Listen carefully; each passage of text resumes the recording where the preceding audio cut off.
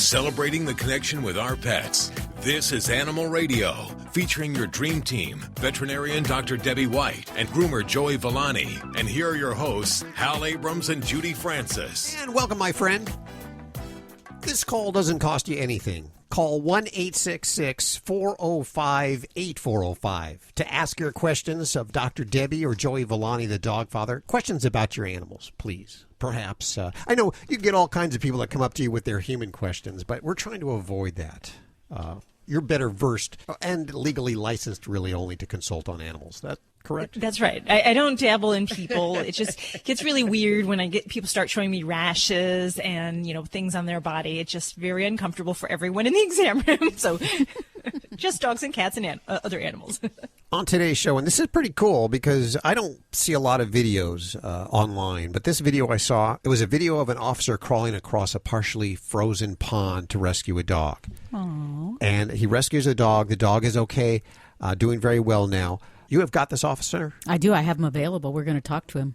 Okay, that's on the way here on Animal Radio. Also, if you're buying, building, or remodeling a house, there's a way to do it to make it pet-friendly and make it so that, well, let's face it, pets cause a lot of damage to a house, especially if you have a cat. They can. Not if they're well-trained. Now, come on, we have to go for proper training. Oh, are you going to tell me your house is undamaged and immaculate? She doesn't have a cat. It is. Now, I no longer have a cat. But, if you do proper crate training for dogs, don't leave them unsupervised, and you keep them mentally stimulated, there's no reason you have to replace everything in your house. But it's good to be prepared. Okay, well, we're going to have Chad Hall on, and he works for a company called Remodel Mate. And he's going to give us some ideas for remodeling so that if you have cats or animals, dogs that are not trained as well as Dr. Debbie's, you'll want to be listening to him. He's on the way. He can save you a lot of money. He can save you a lot of money, certainly. Lori, what are you working on for this hour? Well, you were talking about videos, Hal. There was a viral video a few months ago about, it was an animal abuse case, but there is good news all the way around on that, and it's pretty amazing. It was in the U.S., and it had calls from all over the country, and still the investigators are getting calls. So we'll tell you how it's wrapping up. It doesn't cost a penny to call toll-free 1-866-405-8405. And we go to Richard. Hey, Richard, how are you doing? Doing great, thank you. Where are you calling from today? From El Monte, California. Okay, listening in Los Angeles on Coast. How can we help you? I have the whole team here for you. Well, I was at work last week. I caught a little bit of your episode where she was talking about the dog that was doing kind of like a bunny hop. Oh, yeah. Okay, yeah. Okay, it's an older Cocker Spaniel. We're kind of guessing her age because she was full-grown from a rescue. She was a breeding dog in Mexico that was rescued and brought up. And she is older. Now, when she walks her normal speed, she walks kind of normal, but we notice the same thing. When she tries to go faster, she does that bunny hop both legs at the same time. Okay. Also, when she lays down for a long period of time, she has a hard time getting up. Okay. And does she ever pick up a leg and, limp on a specific leg? Once in a while she will limp on a leg. Okay. But she hasn't done that for a while. But occasionally she would limp. Okay.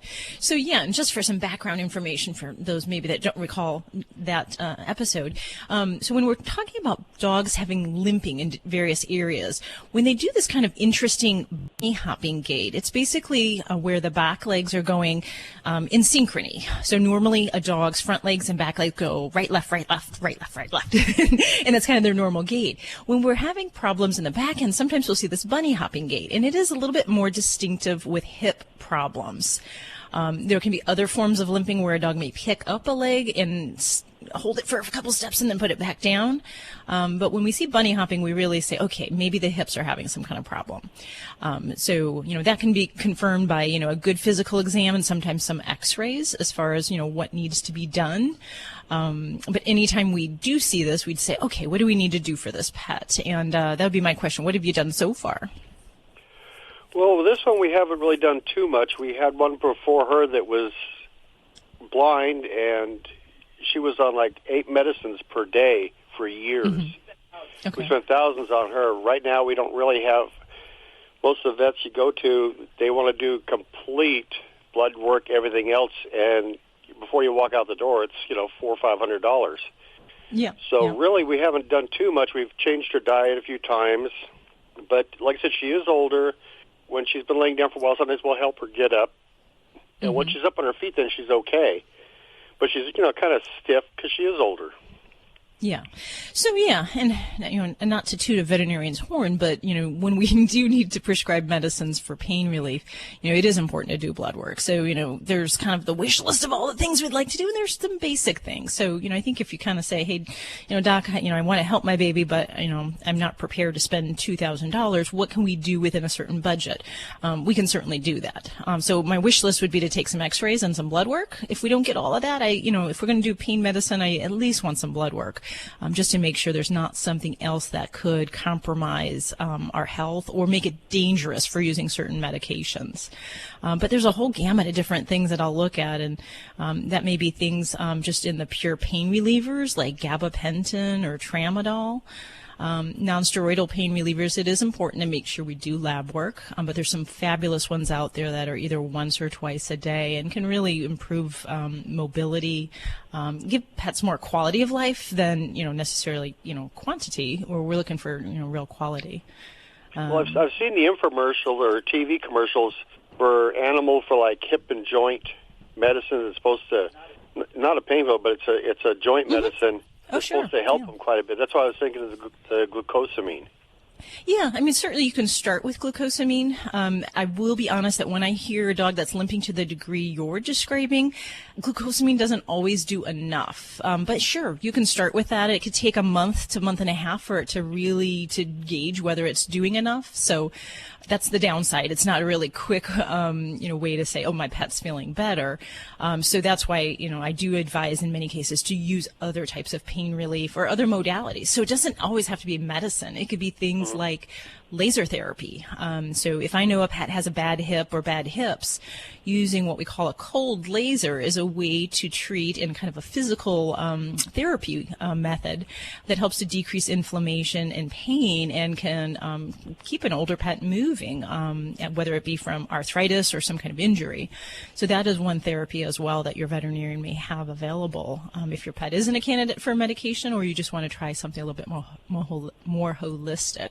But glucosamine is a great thing. You can certainly try it.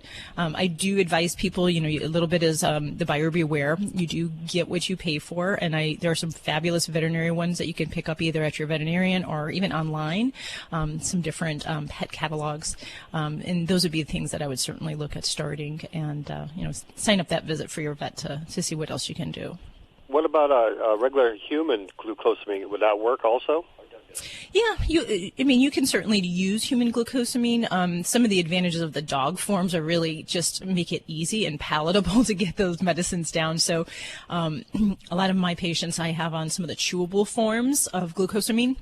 And those are, tasty. They like the way they go down, and it's not such a struggle to have to, force a capsule down your pet. So that would be my first suggestion, just for ease of long-term use. But yeah, if your pet's a good pill taker, you can certainly start with a human product and see how we do.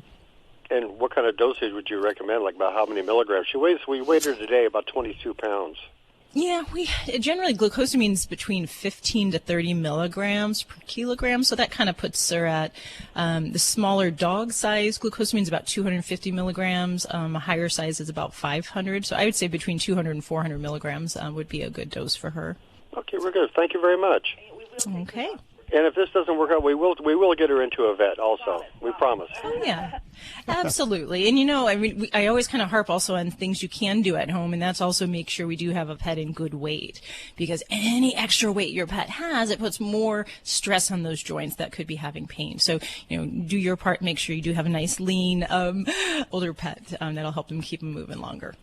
Okay, thank you very much. Thanks for your call, Richard. Calling from Coast in Los Angeles, 1-866-405-8405 is the number. And don't forget, you can also ask your questions from the free Animal Radio app for iPhone and Android. This healthy serving of Animal Radio is brought to you by the grain-free Red Barn Naturals canned food for dogs and cats. Always made in the USA with natural, functional ingredients to support your pet's optimal health. Learn more over at redbarninc.com. And thanks, Red Barn, for underwriting Animal Radio.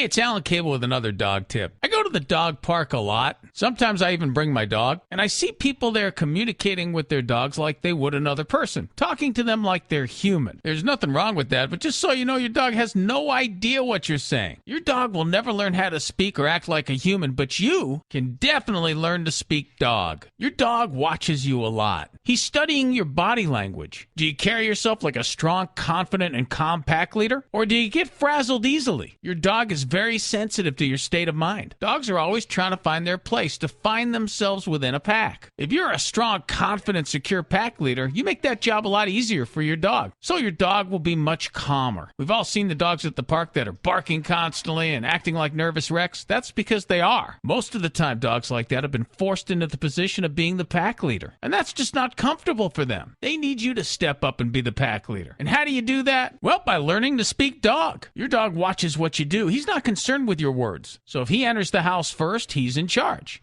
If he walks ahead of you on a leash, he's in charge. If he disrespects your space or other folks and jumps on you, he's in charge. If you let him bark like crazy and run amok, he's in charge. The question is, how do you become the pack leader? It all starts with leash training and knowing how to give your dog a correction, and only praising for the desired behavior. When he doesn't, you ignore him or you correct him. What is a correction? Pretty much it's like a tap on the shoulder. You're redirecting the dog's attention, putting him in the frame of mind you want him to be in. It's really important that you walk your dog, get all that energy out. It'll make him calmer and easier for you to train. You want him to walk at your side or behind you, not in front. Let your arm be relaxed down at your side. No tension. With a little slack so that you can flick your wrist when you need to and cause a correction. Of course, you're going to need a choke chain or something similar. You might have to correct him many times before he gets the idea he needs to walk right by your leg and not pull. But he will get the idea. Use the heel command a lot. Just that one word. Just be consistent. Don't lose your patience. Be calm. We can't tell you why Canine Caviar is the only alkaline-based dog food, but we can tell you alkaline is proven to minimize the risk of renal failure and pancreatitis, reduce scratching, cellular degeneration, and disease,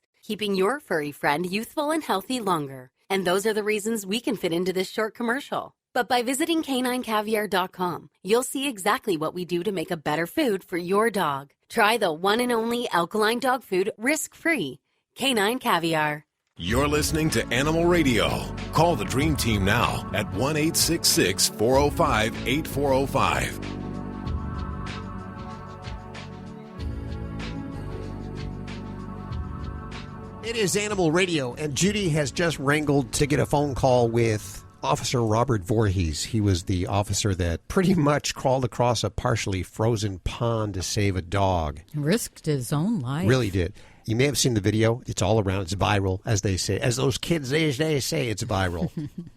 And we'll talk to him in just a few minutes right here on Animal Radio. Also coming up, how much does it cost to have a pet? A lot. Are you considering, by chance, besides the vet costs and the cost for food and toys?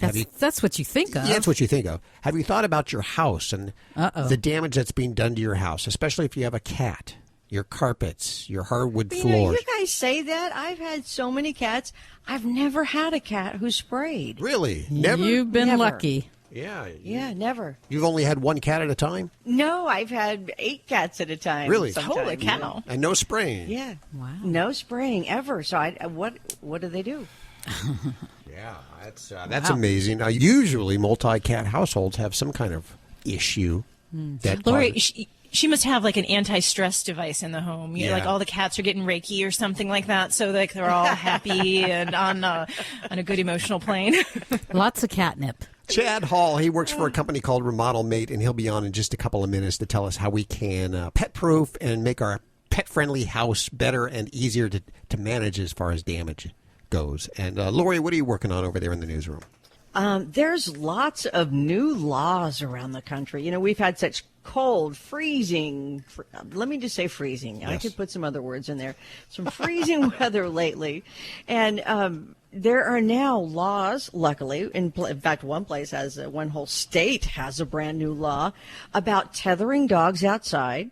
Also, if you just leave a dog in a car in cold weather, things like that. So we'll give you an update on what you need to know to keep yourself and your pet safe. And that's about 10 minutes away with a check on the news with Lori Brooks from the Animal Radio Newsroom. And right now we're going to go to the phones for your calls. Toll free, 1-866-405-8405 to reach out to Dr. Debbie. This portion of Animal Radio is underwritten by VetraScience. Give your pets the extra support they need. From Glycoflex joint support to composure for pet stress, VetraScience has supplements for all of your pet's needs. And thanks, VetraScience, for underwriting Animal Radio. Hey, Cindy, how you doing? I'm doing fine. How are y'all? Oh, I love the southern accent. Where are you calling from, Cindy?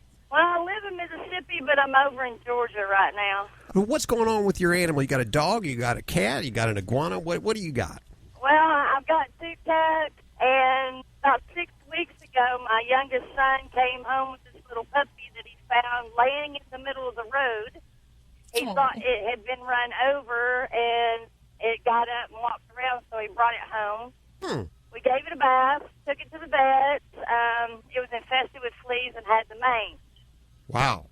Well, the vet, gave us the dewormer, and we dewormed it. The belly was all swollen, poor little thing. And it was really lethargic and stuff. He's gotten a lot more energy now. And we did the first 2 dips with the sulfur-based dip. That's, really nasty smelling. And he also gave us a bottle of some other kind of leave-on dip or something another that you just put on them and then wipe it down or something other later on. Okay. But it's been about 6-7 weeks now, and we've been keeping him out on the porch, and I just want to know, is it safe to let the other animals around him now? Because I guess we're going to end up keeping him because we just kind of fallen in love with the little thing. Okay. So the big question I have is which particular type of mite your veterinarian did diagnose your baby with? Did they say if it was the Sarcoptes mite or the Demodectic mite? He didn't say. He just told me to make sure we all washed our hands because it would spread to us. Okay, so that's probably the Sarcoptes mite, which is, some folks call that the red mange, and that potentially is a type of mite that can be contagious to people, but they don't really like people. They, this kind of mite, they prefer critters, but it is very contagious to other critters. So I will tell you that for Sarcoptes, usually the lime dip is one of the things that we can use to treat that. There are some other things we can use as well, some different types of either ivermectin or selamectin that can be done on a monthly basis. So sometimes we'll add that in if we've got a particularly bad time with it.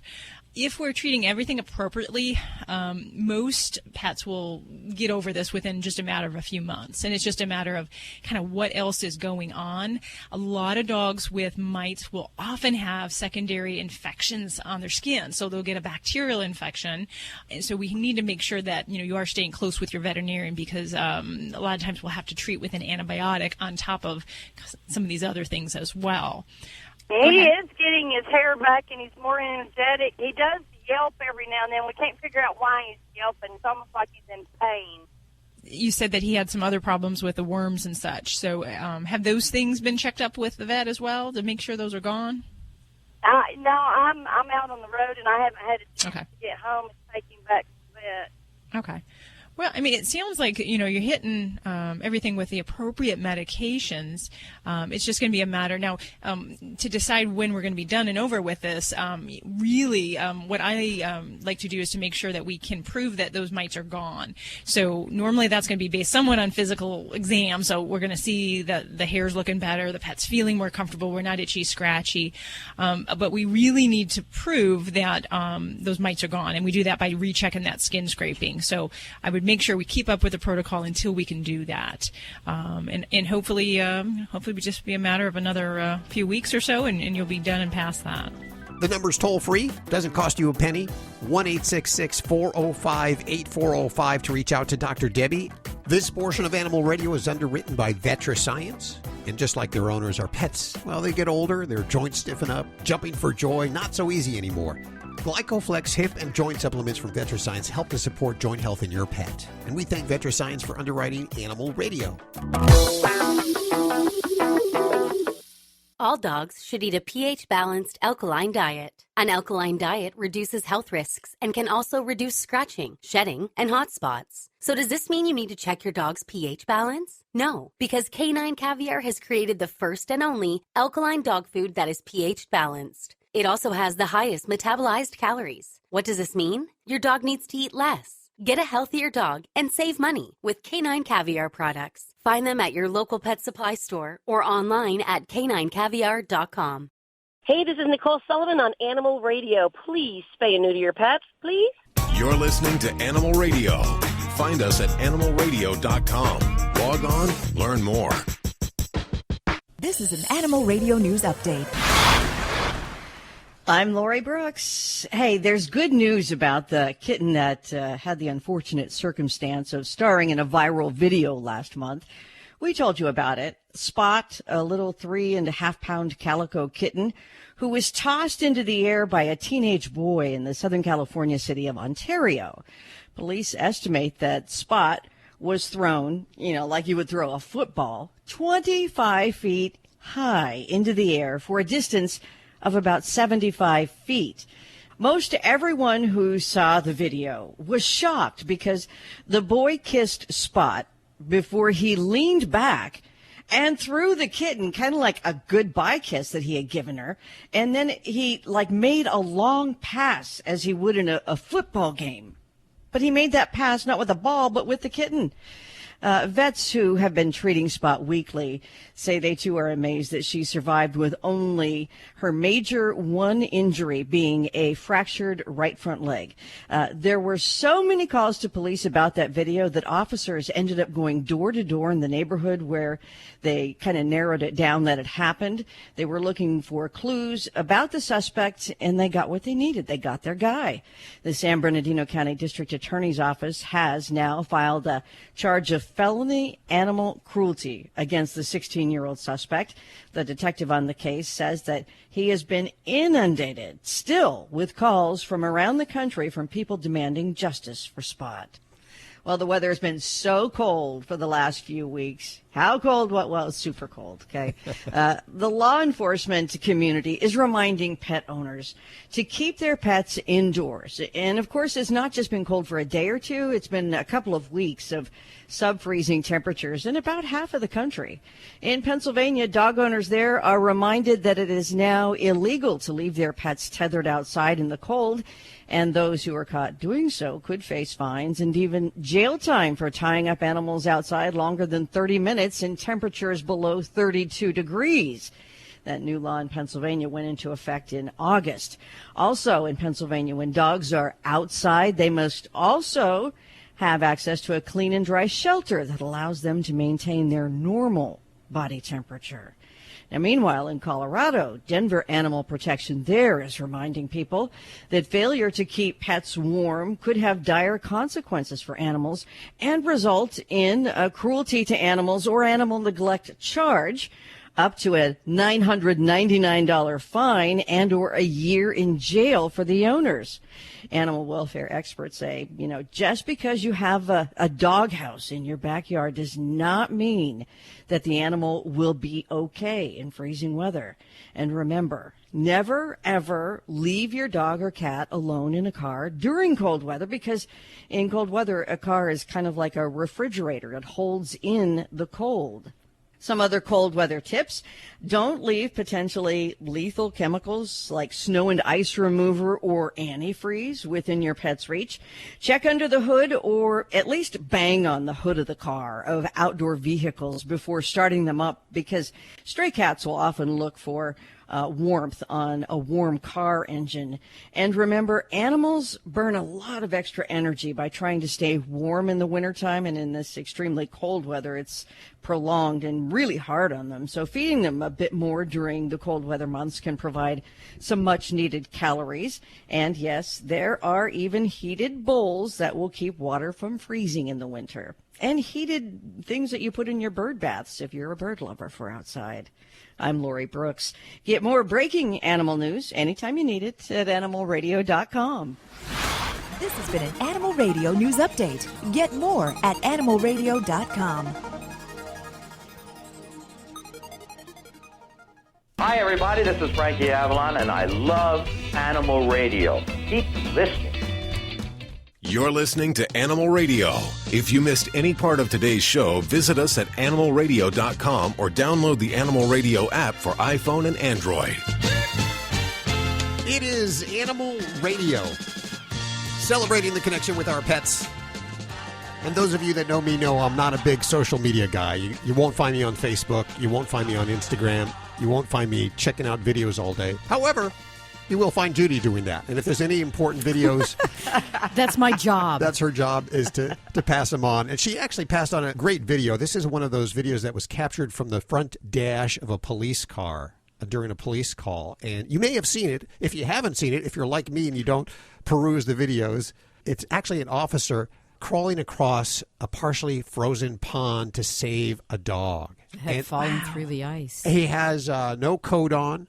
It looks brutally cold. It looks like he could have easily fallen through, as you say, Judy.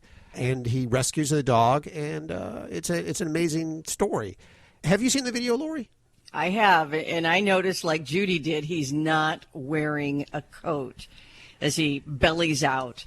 Does that sniper crawl real cautiously onto the ice. But he gets that dog out so fast. It's quite incredible.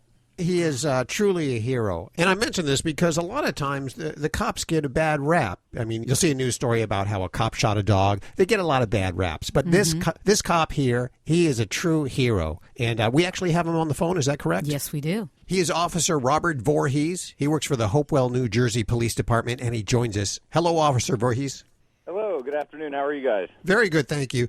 So now tell us, how did this all come about? Was this a call that you had to attend to, or did you just see the dog? This was a 911 call. It was not my zone of responsibility. Another officer was responding, and it was during a snowstorm. And it was about 20 degrees out, around 6 o'clock on December 15th. Another officer was responding, but the roads were horrible, and I was relatively close, myself and Officer George Peterson. So we responded and arrived along with our paid fire department at the time. And the dog was clearly in distress. The woman had said that the dog had fallen in and been in there probably about 10 minutes. And it was very obvious that the dog was not doing very well. And at one point, the dog had gone under the water for about 5 seconds and came back up. And I said, I can't wait. Yeah, I've seen some videos of rescues, and the guys that go out, I mean, there's several guys, they have these suits on that, I guess protect them from the cold. It doesn't look like you have even a jacket on. I don't. At the time, the fire department was waiting on a boat to get there, and the boat had just arrived. However, the boat was an inflatable boat that was in a box that they still had to inflate, and they said it would take about 10 minutes. And they were putting their suits on, and I knew we didn't have time for that. The dog was not doing well. So I had one of the firefighters tie a rope around my waist. I took my jacket off because I had a feeling I was going to get wet. So I didn't want anything weighing me down. And at the time, I took my gun belt off, and I took my personal body camera off as well because I didn't want to get that damaged. And I decided to crawl out there. I had my coworker, Officer Peterson, hold onto the rope, and he's one of my personal best friends at work and outside of work as well. I trust him with my life. And I said, I'm going to go out there. When I get this dog, just pull me back in. And he knew exactly what I wanted. That dog really wanted to get out of the water. And when I got out there, it came right to me. I was able to get the collar. And then once she put her arms up, Officer Peterson knew it was the time to pull us in, and he saved us both. And what kind of dog was it? It was a one-year-old Rottweiler. Wow. It didn't look that big when it was underwater, but when it came out, it was pretty big. Yeah. What was that, Lori? Did they have you on a winch? Because you can tell, you said that that's your best friend and he loves you. And you can tell that because, like, the moment, I don't even think the dog is all the way out of the water yet, and you are zooming backwards. Yeah, he was not, he didn't think it was a good idea for me to go out there, but he was supportive, and he decided that he basically saved us both. If it wasn't for him trying to get back out of there, the ice could have cracked, I could have fallen in, and at the time, I was still wearing a bulletproof vest underneath my uniform, and that was soaked with water as well, because there was probably about an inch of water on top of the ice from the dog splashing around. So I was pretty soaked by the time I got out of there, but not soaked. How big of a dog lover are you? I love dogs. I love all animals, and I actually got my first puppy, my own personal puppy, just a few weeks before that incident. It really hit home for me that if this was my dog, I would do anything it took to get this dog out. Was the owner there? The owner was there. She was extremely grateful. The second I got out of there, I was a little bit emotional, and I went up and I gave her a hug because I know, how I would feel if that was my dog. And we gave each other a hug, and I told her, like, I have a puppy at home. I couldn't imagine what you were going through. And then I tried to get them to warm the dog up, and the dog wanted to play. It was fantastic. But the best part of this entire incident was I did an interview for a few news agencies around here a couple days later, and I got to meet the dog in better circumstances. Oh, good. And that she's okay. Oh, good to hear. Well, I'm so glad you came on the show today. We salute you for doing what you did. I just think it's amazing. I'm wondering if I probably would have done it too. Just but first reaction, yeah. Yeah. There's a lot of people saying that they probably wouldn't do it when in the comments and stuff. But if you guys were there and you could see the dog in distress, I'm sure all animal lovers would have gone out there as well. Yeah, definitely. Well, have yourself a wonderful new year, will you? Well, thank you very much. You guys have a great afternoon. Take care. Take care. You're listening to Animal Radio. Find us at animalradio.com. Log on, learn more. Hi, this is John O'Hurley. You're listening to Animal Radio. And remember, most importantly, please spay or neuter. Admit it. You love your dog, and he is part of the family. So when choosing your next vacation, don't forget Fido. With just a little planning, the entire family can enjoy a road trip. To find the best vacation spot for Spot, subscribe to Fido Friendly, the travel and lifestyle magazine for you and your dog, where each issue includes hotel and destination reviews, where both you and Fido are welcome. Go online to FidoFriendly.com and find out what all the barking's about. It's Alan Cable. You know, pit bulls get a lot of real bad press, so it's nice to be able to tell you about a real pit bull that did an amazing thing. Saved a toddler's life. As you can see, he's a happy, healthy little boy. And that's because of Tater Tot, their rescued pit bull, who woke little Peyton's mom up in the middle of the night. He wasn't really coherent. They'd only had this dog for a few days. And he kept on whining and barking and running between the two of us, so I checked on him, and he was barely breathing. Christy rushed her son to the emergency room. They found out his blood sugar was dangerously low, and nobody knows why. The doctor says the pit bull's keen sense of smell is what saved Peyton's life. Because for them, what for us is, barely a whiff of something, gives them a huge picture of what's going on. Doggy heroes come in all sizes. This is Animal Radio, baby. This portion of Animal Radio is underwritten by Fear Free. Fear Free takes the pet out of petrified and puts the treat into treatment. To learn more and find a certified fear-free veterinary professional near you, visit fearfreepets.com. It is Animal Radio, celebrating the connection with our pets. And we'll head back to the phones in just a couple of seconds. We are into the 13th or 14th day of the new year. And for me, I'm so proud. I still am losing weight. I still have my New Year's resolution going. Well, you're sticking to it, huh? And, in past years, that lasts about 2 days. Most of my New Year's resolutions, 2 days. I make it through the first day, I say, hey, I'm doing good. The second day, I mess up. But not this year.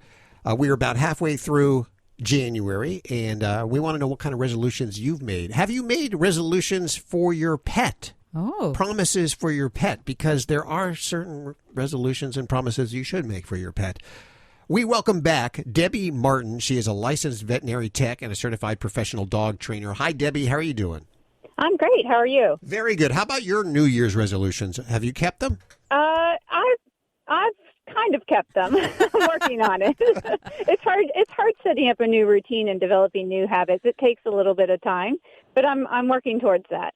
What particular resolutions and promises should we have for our pets? First things that come to mind, being in the veterinary field, would be, making sure we're taking care of the physical well-being of our pets. But I also work in the behavior field of animals, and so I also see the emotional aspect of it. So making sure we're taking good physical and emotional care of our pets is pretty important. And I think it gets overlooked at times. We get busy with our lives, and the dogs or cats just kind of are there, and we're meeting their needs with feeding them and taking them to the veterinarian or groomer when they need to. But we also need to be making sure we're meeting their physical and their exploratory and social needs, too. Sure. So those are really important. How can Fear Free actually help pet owners keep their promises and New Year's resolutions? Well, Fear Free has actually developed another part, which is called Fear Free Happy Homes, because what Fear Free recognized was that pets actually spend a very small amount of their life in the veterinary hospital. they spend a lot of time with their pet owners and at home. And so Fear-Free Happy Homes is working to provide up-to-date and new information about how we can make our house enriching and fun and fulfilling for our pets, and making sure they're fear-free and their emotional well-being is taken care of as well. Do you have animals at home? I do. I've got 4 dogs. 4 dogs, and obviously it's a fear-free, happy home, I imagine? It is. Well, we try to make it that way for sure. What have you done to make your home fear-free? I try to set a routine with my dogs so that I am giving them physical exercise and I'm not exhausting them. You know, some people say a tired dog's a good dog. That's not always necessarily true. Sometimes a tired dog is a sore dog or an irritable dog. I really like having my dogs go out for a sniff walk where we walk out on the back part of our property and let them just smell and kind of take in all those scents that they are picking up. I wish they could tell us what they're smelling and what's been there, but I let them do that. So that's kind of their physical as well as exploratory activity. And then I try to rotate how I feed them. And rather than being in a food bowl, I get a lot of different kind of puzzle toys, or one of the ones that my dogs really like is a snuffle mat. Oh, yes. Yeah, so they love that. It's really easy for me, too. I just put the food on the snuffle mat and put it down, and they get to eat it and kind of use their nose to find every little last kibble. And then social time. So making sure that I spend several minutes every day, just one-on-one with each of my dogs, doing something that they enjoy so that, they're having kind of like special time with mom, so to speak. You know, that's the biggest gift you can give your animals is that time. You know, we just got done with the holiday season. You were thinking about all those gifts you can get for your animal. But, I mean, really just spending some one-on-one time with them is the best gift you can give your animal. If you want to learn more about Fear-Free and Fear-Free Happy Homes, it's so easy. Head on over to the website, fearfreehappyhomes.com or fearfreepets.com. Of course, we have links to everything you've heard on today's show over at animalradio.pet. And Debbie, thanks so much for coming back on. Thank you, and Happy New Year. Happy New Year to you. Let's head back to the phones, toll-free, 1-866-405-8405. This portion of Animal Radio was underwritten by Fear-Free. The veterinarian isn't typically thought of as your pet's favorite place to go. With Fear-Free, that all changes. To learn more and find a certified Fear-Free veterinary professional near you, visit fearfreepets.com. Dogs or cats, horse or emu, animals are people too. John Elder from England was heartbroken when his prized termite-sniffing beagle was stolen. Someone stole Joni by breaking a small air vent and dragging her through. Elder talked to local media, and news of the lost termite dog reached neighboring towns. A motorist found Joni walking dazed and confused in the middle of the highway. She originally thought that Joni had been hit by a car because she was missing so much skin and hair. Her daughter read about the missing dog, and soon Elder and his missing hound were reunited. Joni's abductor hasn't been found, but I'd look for somebody who used to have termites. I'm Britt Savage for Animal Radio. Animals are people too. Animal Radio. At Red Barn, our pet food ingredients work overtime. They aren't just there for show. Dandelion greens work to maintain a healthy digestive system. Salmon oil works to enhance the immune system. Green-lipped mussels work to support joint health. These hard-working ingredients support your dog's active, healthy life. Look at the label. We want you to. Red Barn Naturals Pet Food. Simply the best. Find it in your local pet specialty store. Visit redbarninc.com to save $1 on Red Barn grain-free canned food. Celebrating the connection with our pets. This is Animal Radio, featuring your dream team, veterinarian Dr. Debbie White and groomer Joey Villani. And here are your hosts, Hal Abrams and Judy Francis. Judy, you have a house full of animals. There's a lot of animals. Cats, dogs, yes. Do you have any damage to your house? I mean, let's say, and you're renting, I believe. Would you get your deposit back? That's the question. Would you get your deposit back? Is my landlord listening? I'll be doing some damage control before I move out. Oh, yeah, like what? What will... replace baseboards and really? kind of touch up hardwood floors. Yeah, I'll do as much as I can before I move out. The carpet, I don't know if the carpet can be salvaged. Yeah, usually it can't. You have lots of throw rugs. I do. That works good, doesn't it? It does, because I can just, wash them away. and then I can throw them away. That's why they call them throw rugs. That's right. Throw them away. But it's not all urine. I mean, it's like also it helps a dog, get gripping on the floor surface. Yeah. Yeah, right? it does help. Especially when they're older. Mm-hmm. I believe you have some sick animals, too. So you have vomit and... well, they're elderly, so they have some elderly, health issues. Yes. Lots of vomiting and lots of poop. Yeah. If you're a landlord, or if you're planning on buying a house, or just want to remodel your house to make it damage-proof, yes. Sort of. I guess that's what I'm saying is more pet-friendly, damage-proof, so that not so much damage is done with your animals, especially cats. Mm-hmm. We have a guy coming on this hour. That's his job. He remodels houses and makes them pet-friendly. I need him. Yes, you do. I have a lot of questions for him. If you have questions, you can call toll-free at 1-866-405-8405. He's coming up in just about 40 minutes or so. Lori, what are you working on over there in the newsroom? We have for you coming up the top 10 dog-friendliest states. Top 10 dog-friendliest states.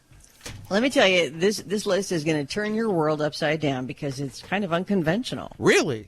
Okay. Uh-huh. That's on the way. Who did the list? Do you know? Safewise.com. Safewise. Is that like an insurance company? Do you know? They deal with safety issues. Safewise Repair and Place. Really? Isn't there? There's a little ditty, I think. Or is that Safe Light? That's what I don't know. I always thought that was. I don't know. Windows. I think I'm making it up. The only jingle I remember is the Oscar Mayer theme, and why it's up there, and I can't remember important things like what to do today. Are we going to go to the phones, Judy? Yes, let's go to the phones. We got lots of calls. The number's toll-free. Doesn't cost you a penny. 1-866-405-8405 to reach out to Dr. Debbie. And this portion of Animal Radio is underwritten by VetraScience. And just like their owners, our pets get older, their joints stiffen up, and jumping for joy is difficult. GlycoFlex hip and joint supplements from VetraScience help to support joint health in your pet. And we thank VetraScience for underwriting Animal Radio. We have Kathy on the line. Hi, Kathy. Hi, how are you doing today? Good. Dr. Debbie's right here for you. So what do you got going on there? Well, I have a 2-year-old.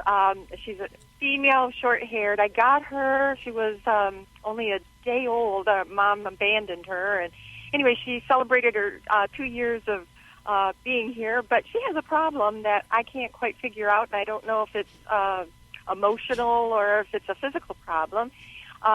We've had several cats, and I've seen them chase their tails before, but nothing like this one does. She actually gets angry at it. She'll bite her tail. She'll actually hiss and show her teeth, and she goes in circles one way and then goes in circles the other way. Anybody that's ever seen her, they think she has a problem too, but I didn't know if this was something that, and she doesn't do it all the time. It's kind of like we'll be sitting and watching television, and all of a sudden maybe she'll start doing that, and it's not like she's starving for attention. I'm there all day with her.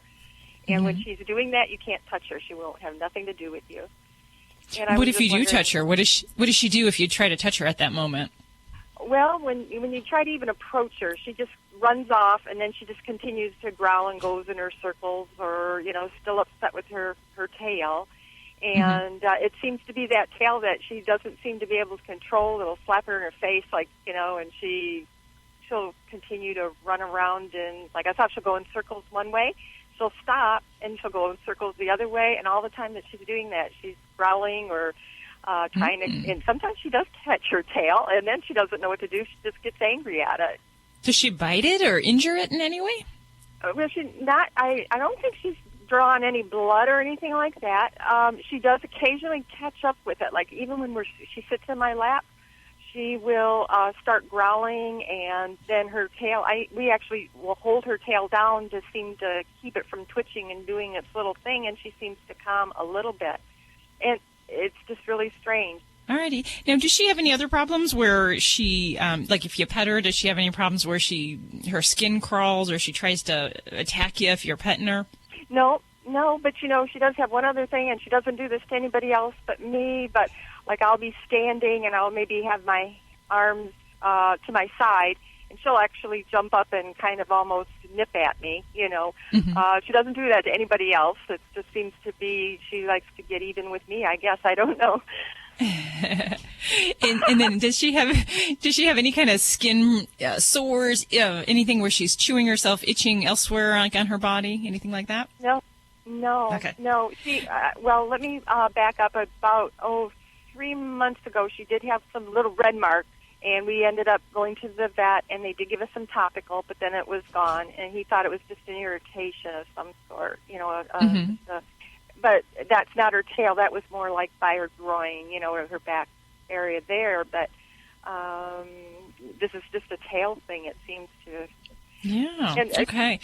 Well, this isn't unheard of. I mean, it may seem like you're the first person to have to deal with this crazy behavior. But yeah, we do see this. And the good thing for you is that she's not traumatizing that tail, because I do see cats that will start to attack their tail, chew it. And I've actually had some chew it down to the bone where we have to amputate the tail. And the causes of this behavior can be from a couple different sources. There's some overlap, so it does take a little bit of some looking to figure out what we might be dealing with. There are some kitties where it's just a behavioral problem, almost like an OCD kind of thing. And for them, you know, sometimes we'll talk about behavior meds. There are kitties that have skin disease, things like allergies, food allergies, and it's generally also, we see other skin-related problems going along with this. So it's not always just the tail that they try to attack or that they're bothered with. They generally also will chew, lick, or have other types of skin problems. So if that's any possibility, then I'd encourage you to have your veterinarian do kind of like a skin workup, you know, whether we're looking into allergies with diets or medications or what have you.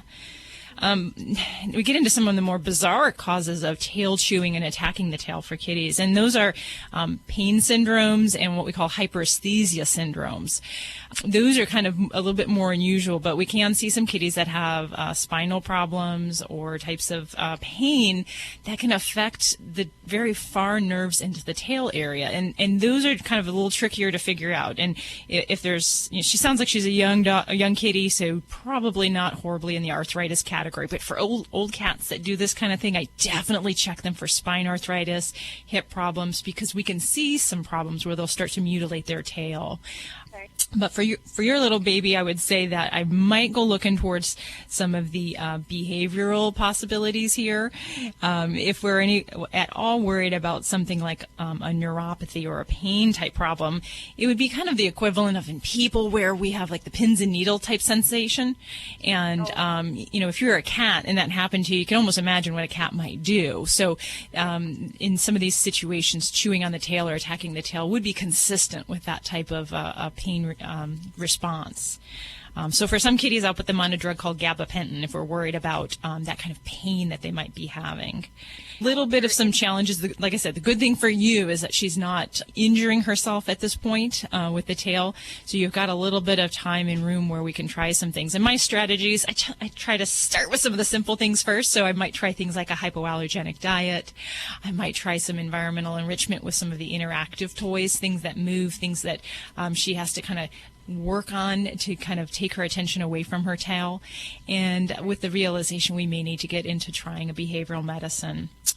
For kitties like this, I might say maybe something like fluoxetine, which is like a kitty Prozac.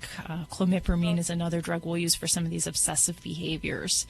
And see how she does with that. And sometimes just kind of committing to a couple courses of therapy is kind of how we figure out, all right, let's mark this off the list or not, whether that could be a cause for that. And I can tell you, for people who are considering shaving their cat and want to shave the whole cat, I don't recommend shaving the whole cat going down to the tip of the tail. I've had a cat once before that just after he was groomed, they clipped all the hair off of him, and he thought his tail was like a foreign invader, and he was obsessed about attacking it. So what you're describing it just seems like it's an out-of-body experience that she's having. You know, like an alien has possessed her tail. So, you know, being a kitty, I'm sure she's confused and not sure what's going on there. So I know it's hard to watch that. But, you know, there's definitely some good things we can try. And, you know, don't be afraid of things like behavioral medications, they may have a great place for her. I really wasn't. We've had a lot of cats, and I've never used any medication like that, so I wasn't really sure, Yeah, well, cats can be some of the craziest creatures out there, I'll tell you. Dogs, sometimes they're very plain and simple. Cats are the more challenging species I see at my practice. So thank you so much for your call. Any other cat lovers, give me a call if you've got some problems, a boggle you need to solve. This is Dr. Debbie at 1-866-405-8405. You know, Hal wouldn't leave his alone. We finally had to cut it off. My tail, that is. 1-866-405-8405. This portion of Animal Radio is underwritten by VetraScience. Give your pets the extra support they need. From Glycoflex joint support to Composure for pet stress, VetraScience has the supplement for all of your pet's needs. And thanks, VetraScience, for underwriting Animal Radio. You're listening to Animal Radio. Call the Dream Team now at 1-866-405-8405. This is Jane Lynch on Animal Radio. Please spay and neuter your animal. Spay or neuter. Let me say that again. You don't want to do both. Can I do that? You can do whatever you want. Oh, God bless. I'm going to try it one more time. Hi, this is Jane Lynch on Animal Radio. Please spay or neuter your animal. I love it. You do so good early in the morning. I'm so caffeinated right now, can I tell you? I'm barely holding it together. You're awesome. Those big, scary storms can be terrifying for your pet, and we know that when they're stressed, so are you. Take good care of your buddy with VetraScience Composure. VetraScience Composure helps ease anxiety for pets caused by storms, travel, and owner separation. It won't sedate them, and your pets will love the taste. Also, try our Glycoflex for hip and joint health, as well as multivitamins and probiotics. Find VetraScience supplements at your local pet store, Petco, or your vet. Learn more at VetraScience.com. You're listening to Animal Radio. Call the Dream Team now at 1-866-405-8405. It is Animal Radio. Judy was off to the bathroom, so I was screening some calls and trying to write down some information about these animals before we go to air with them. Is there a difference between a dachshund and a dachshund? And what is the difference? It's just different pronunciation. Oh, it is. It's like potato. Tomato. Yeah. Well, I mean, dachshund is like the appropriate pronunciation, but people say it's like I have people come in saying, I brought my Rottweiler. Rottweiler. Yeah. I'm like, I didn't know I had that breed in my hospital, but there's all sorts of different ways people pronounce things. Yeah. It's like I have a Maine Coon. No, it's a Maine Coon. People actually call it a Maine Coon. Maine Coon? Yeah. Is it veterinarian or veterinarian? Veterinarian. Is it February or February? February. What am I, the grammar god here? Yep. If you want to talk to Dr. Debbie about your animal, or if you have questions about pronunciation, you can call her now. Toll free, 1-866-405-8405. And Lori, what are you working on for this hour? Oh, God, I have a great story. A cat missing for 10 years goes home. Awesome. That's on the way. Hey, Jim, how you doing? Great. So what's going on with your animals? I have the entire Dream Team here for you. Well, it's kind of a weird situation. I have a 17-year-old indoor cat. It's been indoor ever since my girlfriend and her son got it. Okay. The outdoor cat, I rescued it. It was growing up in the wild. Somebody dumped it off, and for about a year and a half or so, it was living with raccoons. Oh my! And then there was a couple other people, I guess, were dumping cats off, and then how this cat got the one I have now got caught in a cage and went berserk. It got an infection in Humane Society out in Pomona, California, and so I went down, I rescued it, I nursed it back to health, and it's the most lovable cat that you have ever seen. Wow! Aww. It's a female. It wants to be a mother hen. It licks me. It purrs. It sleeps with me on the bed, on the pillow. It always tries to bathe me. Oh, that's wonderful. So what's going on with these guys, Jim? What's your problem? Well, I see bumps every now and then. I don't see fleas or ticks or anything, and they have been scratching up the kazoo. Oh, okay. All right. Do they have any sores on their bodies? Well, I see bumps. I can feel bumps, but when I look, it could be sores, but I think it's from them scratching or biting or picking on themselves. Ah, okay. All righty. So if we see little small bumps or feel them on cats, especially if they're kind of like, if you look at them closely, they might be a little pink, a little kind of almost like a pimple, and sometimes they'll have a scab on them. Then that can be a condition we call miliary dermatitis, and it's miliary, kind of like millets, is kind of like what it looks like, little bumps. Miliary dermatitis can happen from a lot of different reasons in cats. The number one thing that causes it is flea allergy dermatitis. So that's always the number one thing on my list when I hear of kitties that have these little bumps, usually around the neck, the head, sometimes on the chest, but also along the back. Right. There are some other causes of that as well, and that might be things like a bacterial infection, allergies or food allergies, and even things like ringworm. So cats don't always have to get ringworm with like a hair loss like a person does. They can actually get these little bumps. So since you do have a kitty going outside, I'm going to say number one thing we need to focus on is flea control. And the funny thing that I always have this conversation with folks about cats, and a lot of folks will say, oh, I never see fleas or any evidence of fleas on my cat.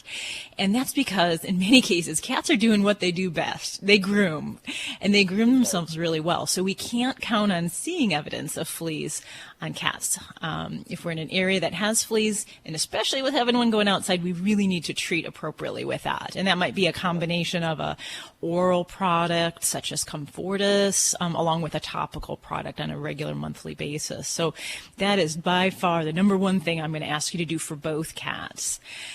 The other thing, and if we do have fleas, to realize is if you have that one cat going outside, we are going to struggle. We are going to struggle hard to control fleas and any resulting skin side effects because of that.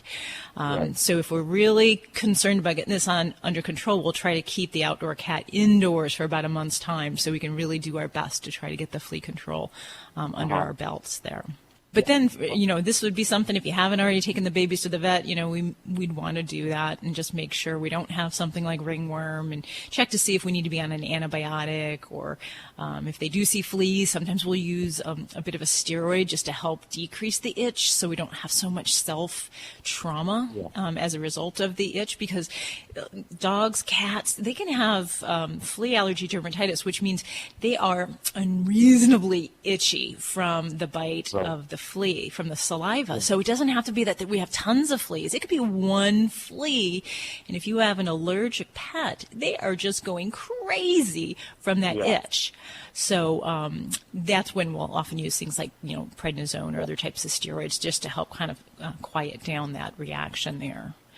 So you got a little bit of work there, Jim, but, work with your veterinarian and see about getting the right treatment and the right products. So, this is something I definitely like to work with my clients, because some of the topicals alone aren't going to give us the quickest relief, especially with flea allergy dermatitis. We got to use some of these quick kill type products, and many of them are the oral forms. Right. Well, you're doing something right, Jim. You got that 17-year-old cat. So give those babies a hug and a little scratch. And thanks so much for your call. 1-866-405-8405. This is Animal Radio.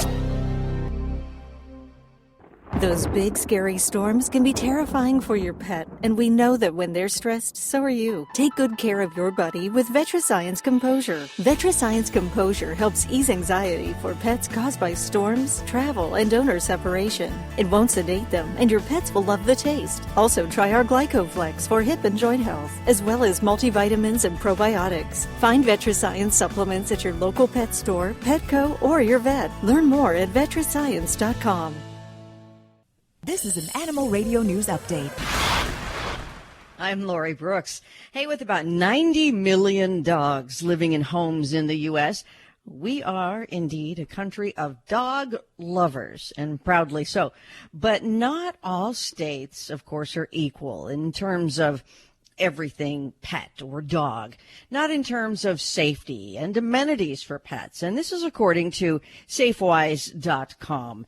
In search for the top dog-friendly states, the company looked at their 2015 data from the Bureau of Labor Statistics, the Animal League Defense Fund, and some online resources. One of those that they used was bringfido.com to see what states have the strictest anti-cruelty laws, the most no-kill shelters, and the most dog-friendly hotels, dog parks, and, have a lot of dog events, services, and activities.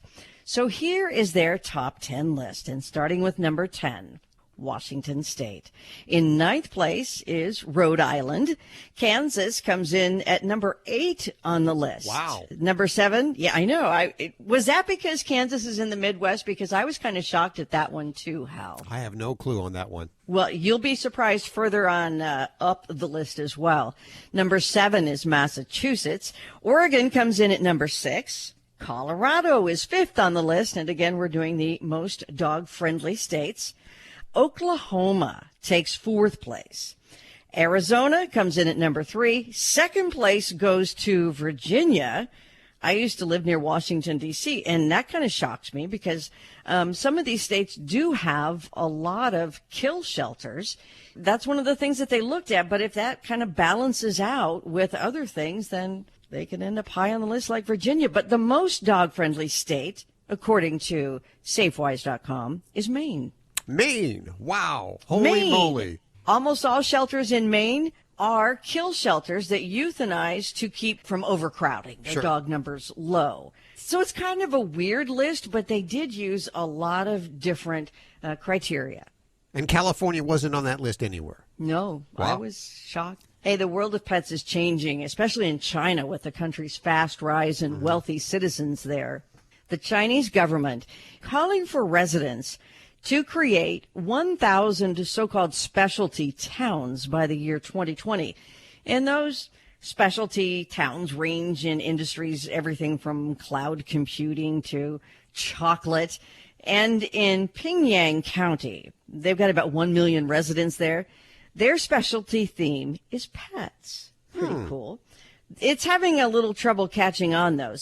But I mean, China was so far back when it came to issues of pets that even a little bit is a vast improvement. But nationally, there is really not any doubt that the Chinese pet economy is really thriving because mostly they've got an aging population, declining birth rates. So there are a lot of empty nesters there that are finding a pet to be the perfect companion. And, those pet-related industries, like they are in the United States, are really just exploding. I think that's absolutely fabulous, and especially from a country that, ate dogs, that really did not treat their animals very well. And now, and I know I'm going to get letters for this, China is the new USA. So, there are still some people that do eat dogs, still some places, usually the more rural places. But they said, the fact that it's countered by younger, wealthy people, again, is probably those millennials bringing in dogs to have their, a bath on a weekly basis. People who actually will jet into a big city and bring their dog because they like a real high-end place for their pet. So, yeah, there's a lot of improvement. You're going to love this story. Okay. A family whose cat went missing 10 years ago. I mean, I would be done mourning by 10 years, I think. Yes. Realistically, they never expected, who would, to see the cat again. But they got the surprise of a lifetime when they received a call that the cat had been found. And it was pretty recently after the wildfires in Northern California. That was back in October. But the cat, whose name is Pilot, is now 13. He was adopted by a family as a kitten in 2004. And then when he was 3 years old, everything had been fine. One day he never came home. And he was just found a few months ago, incredibly about a mile away from where he lived originally. And he was found by a woman who was out searching the fire rubble looking for her own cats. But she came across Pilot, took him to a vet where he did have to have some toes amputated because of severe burns. But meanwhile, Pilot's family, who now lives in Colorado, got a call from the California vet that was treating him, and Pilot is now a Colorado resident with his old family again. Isn't that cool? So is this a microchip success, or what how'd they find him? Yes, ma'am. Thank you All for pointing right. that out. Yep, microchipping. I mean, incredible, the wonders that it can do. It's like, thank you. Wow. Happy for Pilot. I'm Lori Brooks. Get more breaking animal news anytime at animalradio.com. This has been an Animal Radio News Update. Get more at animalradio.com. You're listening to Animal Radio. Call the Dream Team now at 1-866-405-8405. It is Animal Radio celebrating the connection with our pets. And yeah, we all love our pets. Some of us maybe too much here in the studio. But, for instance, like where I live, we have concrete furniture, just all concrete. We don't have any carpet. It's just because, you know what, the animals, especially cats, they'll mess it up. And They can do that.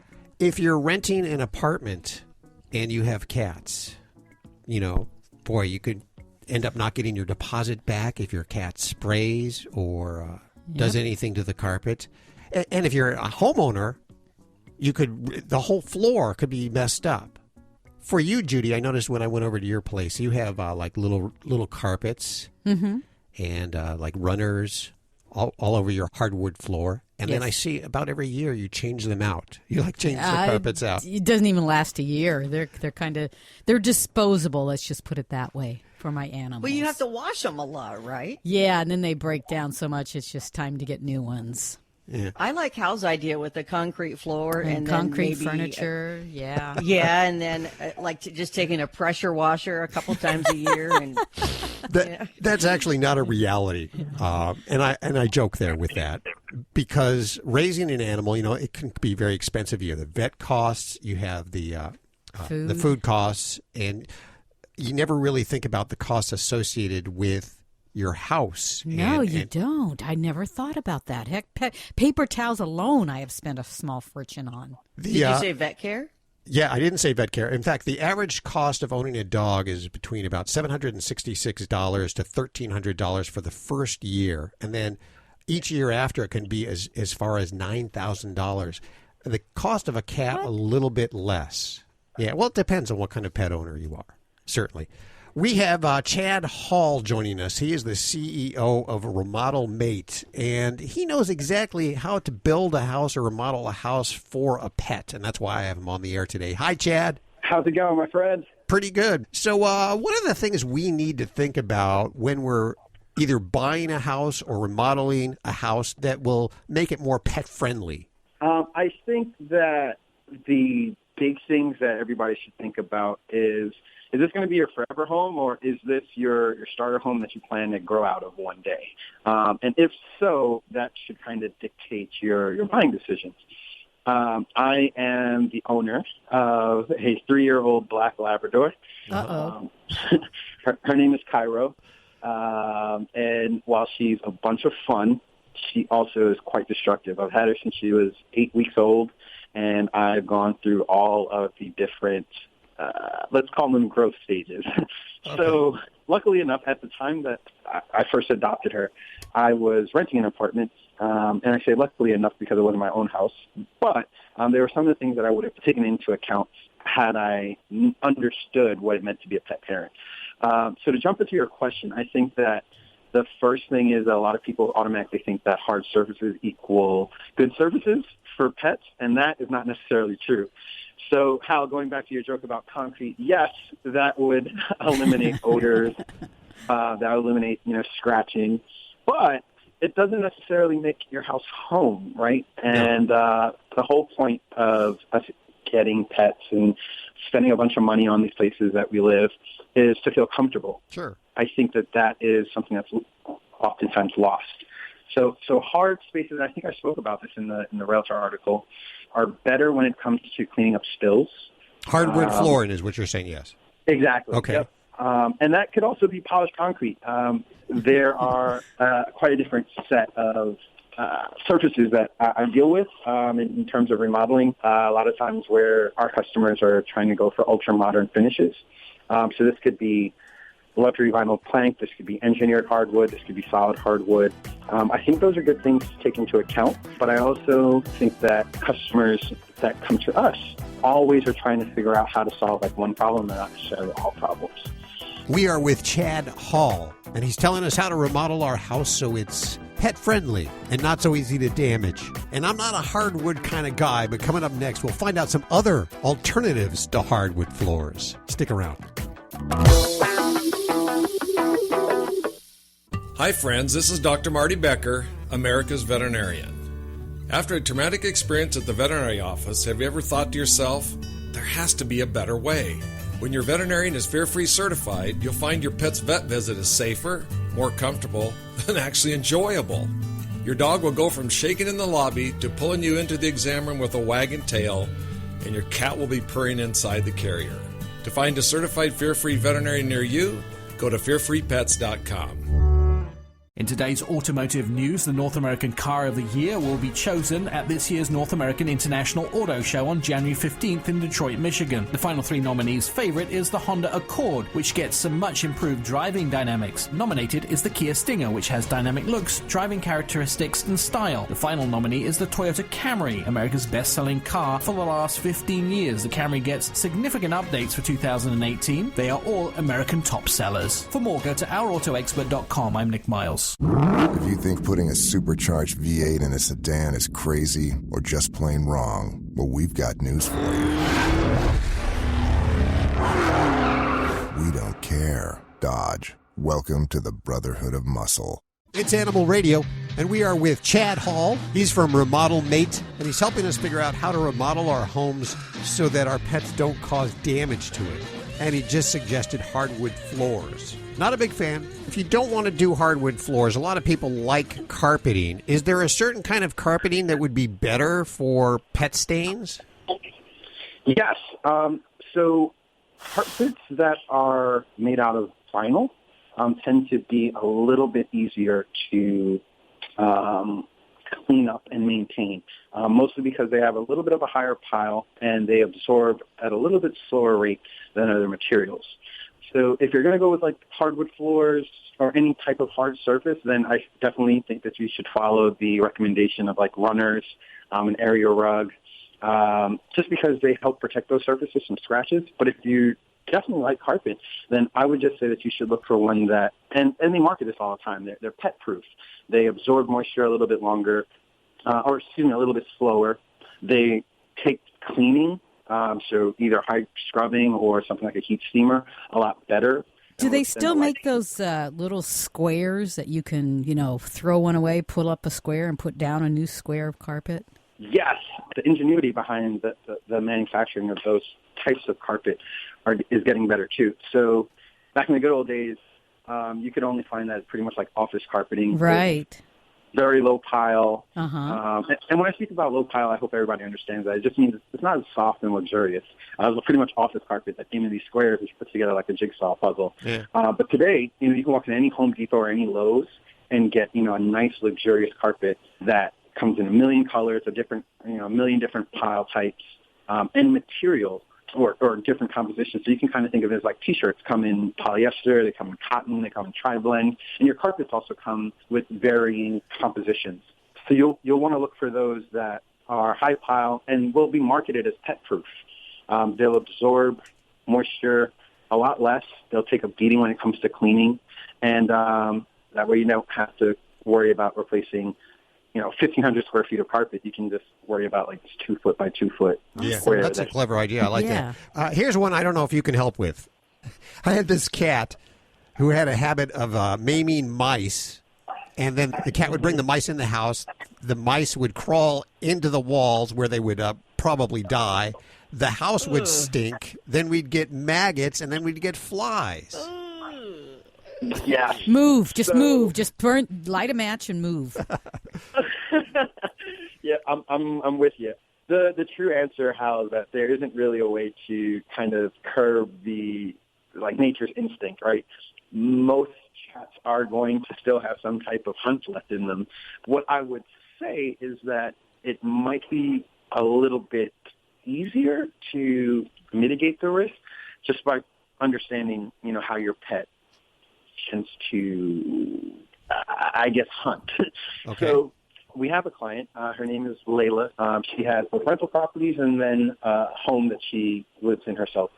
So she found that her cat likes to hunt only in the morning, never at nighttime. And in the morning, you're kind of like waking up, brushing your teeth, getting breakfast started, ready to try and get out and get to work on time and deal with our traffic. So she's never, ever really like checking to see, did we bring home any friends today?